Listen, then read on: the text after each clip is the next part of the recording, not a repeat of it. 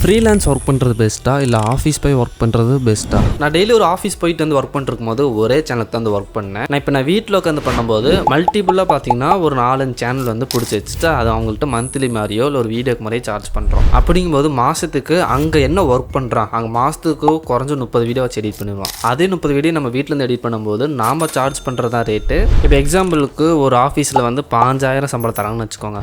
மாதத்துக்கு ஒரு 30 வீடியோ வந்து எடிட் பண்ணுறீங்க, உங்களுக்கு அதே 5000 சம்பளம் தான். சில டைம் பார்த்தீங்கன்னா 30 வீடியோங்க 40 வீடியோ ஆகும். இந்த மாதிரி அப் அண்ட் டவுன்ஸ் பார்த்தீங்கன்னா இருந்துகிட்டே இருக்கும். நம்ம நினச்ச நேரமெல்லாம் ஒர்க் பண்ண முடியாது, அவங்க சொல்கிற டைமுக்கு உள்ளே போயிட்டு வெளியே வரணும். ஆனால் இதில் அப்படி இல்லை. நீங்கள் ஒரு வீடியோக்கு சார்ஜ் பண்ணி மாதத்துக்கு 30 வீடியோ எடிட் பண்ணிங்கன்னா கூட 30,000 ரூபா ஆச்சு. அதே மாதிரி நாம் ஒர்க் பண்ணுற டைம் தான். எனக்கு தெரிஞ்சு வந்து 1 டே முழுக்க ப்ராசஸ் பண்ணலாம் ஒர்க் பண்ண மாட்டோம். மிஞ்சி பண்ண ஒரு ½ டே ஒர்க் பண்ணுவோம் ஒரு வீடியோக்கு. ஸோ 30 வீடியோங்கிறது 60 வீடியோவும் கூட மாறலாம். இதில் இன்னொரு விஷயம் என்னம்னா, இதில் உங்களுக்கு வந்து கிளைண்ட் வந்தால் தான் அமௌண்ட்டு. சில டைம் கிளைண்ட் வரலைன்னா வராது. ஆஃபீஸில் அப்படி இல்லை, வேலை இருந்தாலும் இல்லைனாலும் உங்களுக்கு சேலரி இருந்து போட்டுருவாங்க.